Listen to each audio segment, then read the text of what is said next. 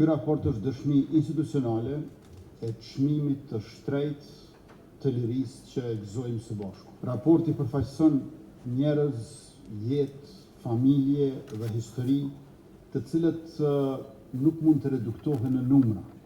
Shteti ynë ka detyrim të dokumentoj me saktësi, dinjitet dhe përgjegjësi.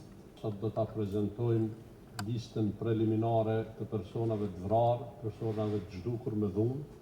Dyshimi ynë i menjëhershëm, kur kemi marrë vesh se janë gjetur mbetje mortore, natyrisht ka qenë se bëhet fjalë për grupin e intelektualëve, 23 sosh, të cilët u rrëmbyen dhe u zhdukën dhunshëm me 19 prill të vitit 1999, pra grupi intelektualëve në Mitrovic. Ne nuk mund ta konfirmojmë që bëhet fjalë për ta, por ky ka qenë dyshimi ynë i menjëhershëm.